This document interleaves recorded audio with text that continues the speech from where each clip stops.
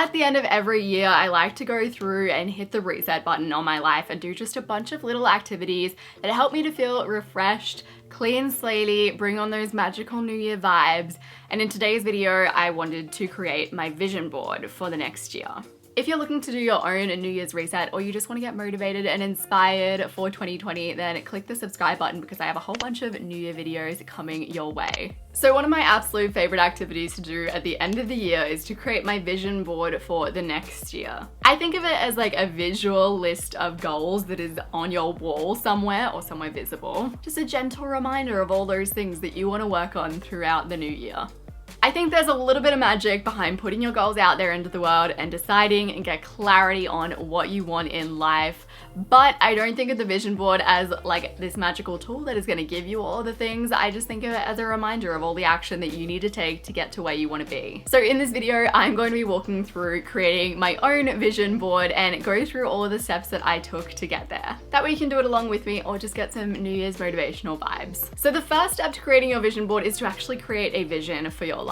Don't leave. I know so many people are like, oh my God, thinking 5 years into the future, like that's too much, things are gonna change too much, and I totally get where your head is at. However, if you don't get some kind of clarity on the direction that you wanna head in your life, you're just going to follow the direction of someone else. Or worse, you're going to do the thing that this whole channel is designed to help you not to do, and that is just sliding through your life, not making any real decisions, being so unintentional because you have no real direction and no real purpose or idea of who you want to be or where you want to go. Creating a vision for where you want to go just isn't as intense as it might sound. It's just journaling about the ideal version of you and the ideal version of your life. And your vision can change whenever you want. Like you might have this vision of yourself working as a partner in a legal firm. That's your ideal version of yourself. And then you actually get there or get a taste of it and you're like, wow, that's actually not for me, and then your vision can change. If you do want to map out your vision, I have a whole video and I ask a whole bunch of questions to help to prompt you as you're doing your journaling. I'm gonna have that linked in the description down below and up here. It also comes with a free worksheet. So before I had a vision, I did things without intention and without direction. Like I had no real purpose. It was kind of just like throwing things at a wall and seeing what would stick. And a vision can be as vague and specific as you want it to be. Like if you have absolutely no idea, make it vague, but have an idea that you want to live in a place that is big, has lots of light, and is near nature. Like that still gives you more direction than not having any clue where you might want to go. So my vision is captured in the life map because we revisit that every week, me and my sister, when we sit down and we do our little goals review. And I've also got my muchelleb big vision just in Notion, which is an app that I'm trialing at the moment just to see how it'll go in terms of keeping my life together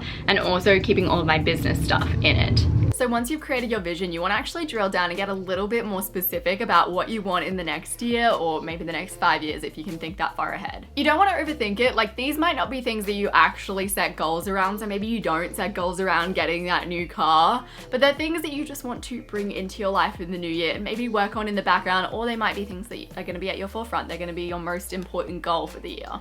Try to get as specific as you can with your images. So do an actual screenshot of the particular house that you want in the particular area that you want to live in, or get a screenshot of the specific model of car that you want. I also like to doctor up images, so if you have like a follow account number that you want, just chuck another number over. So you want to write down specifics. So start looking at your vision and getting like dot points of actual, real, tangible things that you want maybe in the next year or the next 2 years. The next thing that you want to do is find a space for your vision board. So your vision board can really go anywhere, but I would recommend putting it somewhere where it's really visible to you. So you can have it on your Pinterest board that's hidden amongst all of your boards on Pinterest, but if you can, try and put it on somewhere like your desktop background because that's somewhere where you'll actually see it on a daily basis, or even your phone background if it can fit there. You definitely don't need like a special pin board or a special frame to get your vision board going. Those things are nice to have, but they're not have to haves. Don't let that be like a barrier between, oh yeah, like I'll get my vision board done when I get that perfect pin board from Kmart in like 5 weeks time and then forget about it. I just use my door and it's totally fine. It's worked for me for a few years now. Here's a look at my last year's vision board. This is last year's vision board. So I wanted to get to the beach a whole lot more, which I did. This is the dream house. That's the eventual dream house. My pantry, I got to reorganize my pantry. Basically just like a lot of nature I wanted in my 2019. And I feel like I did get a lot of nature, definitely. That's like a weekend away with Luke, which we've had.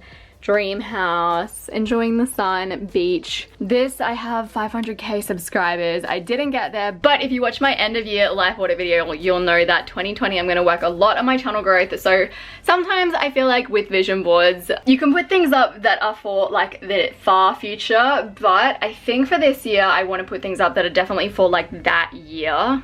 Except for my dream house, because that's just going to be a constant on the vision board. My old little Doctored Up channel had 300k on it, and I think I had that up for like 2 years before I actually hit 300k.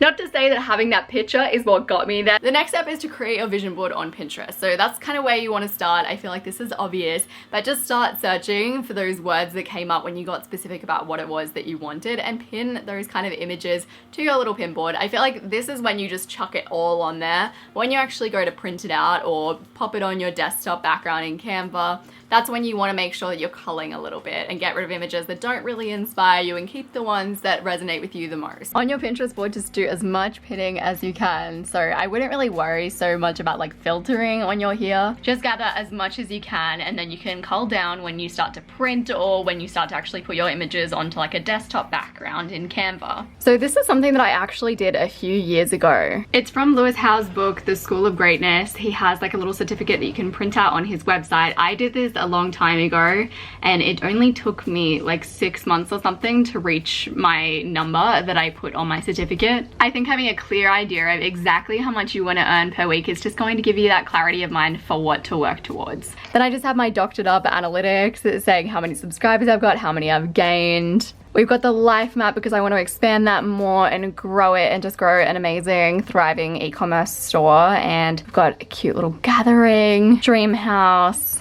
more gatherings, butler's pantry for the dream house, dream house, dream house. I've got some photos of Audrey Hepburn dancing because I just feel like that's the vibe that I want to embrace in 2020. Just like silliness, chillness. This is the car that I want to get. I'm finally entertaining the idea of upgrading my car from my little beautiful but also like slowly, quickly crumbling car, knock on wood. I want to go to a lot of entrepreneurial meetups with other girls in my area. I've talked about that in 2020, and then perhaps maybe something around that. And then this is a mock-up that I've done for the Life Map Co, which is sort of the future of the Life Map. It's not up yet. So those are the things that I've landed on that I think I want to print out and actually put on my vision board on my door. The next step is totally optional, but I like to chuck a filter on my images just so that they all go with my room. So if you're a little bit crazy about having your space looking a certain way, then you can do that too. Before I do anything, I'm going to take some of these images, I'm going to put them in my phone, and I'm going to add a filter onto them. This is what I do every time, just because I want things to match the vibe of my room. I don't want this to stand out like a sore thumb. So I'm going to take all these photos out, edit them on my phone, and then put them back in and print them. I am the laziest person when it comes to filters. All I do is copy filters from old photos and paste them onto new photos. Otherwise, I'd walk you through what I actually do, but I couldn't tell you. I'm not sure if you can tell, but I've just added filters to all of my images. It's just kind of like desaturated the color a little bit so that it doesn't stand out so much in this room and doesn't look silly. The last step is actually starting to create a vision board. So do the printing, cut things out, get the blue tack. Start actually placing your images around. You can definitely move things around. I find that when I do my vision board, I always like to move images from here and there so that it looks better in its space. You want it to look kind of nice on your wall. Arrange them in a really nice way. Make sure that you printed them out so that they're quite clear and quite big. So this is what my final vision board looks like. My vision board is up on my wall. I feel inspired already. So we've got Audrey. She's just like dancing. That is the whole vibe that I want for my 2020. And then I've got the car that I want. This is my absolute dream house. It's actually a house on the Gold Coast. I saw it for sale and I was like, that. It was like $8 million or so, but hey, we're dreaming big. I want to have more gatherings, more people over, more fun times in 2020. Got my account balance, I've got my number of subscribers, I've got my certificate of achievement, more Audrey. This is the Life Map Co website that is not launched yet, and I'm just like excited to create a whole range around that. I need to get a laptop in 2020, more gatherings, more networking with other female entrepreneurs, dream house, also a house on the Gold Coast. Even just looking at my vision board is inspiring. Like, I feel good looking at it. Everything's really big, which is good because my eyesight is not good. So if you have any figures or anything like that, do try to make your text really big if you have poor long vision, because otherwise like you just won't see it during the year, so you're not going to get inspired to take action at all. I love creating vision boards. It's just like such a good part of the new year. It's such a like key part of the new year reset process. If you liked this video, you're probably going to like all the videos that I'm making lately, because I'm making a whole ton of 2020 new year reset kind of content. I'm going to have a link to my new year's playlist on the screen so you can have a look at that. And if you want more 2020 reset content, make sure to click the subscribe button. I appreciate you so very much, and I will see you soon.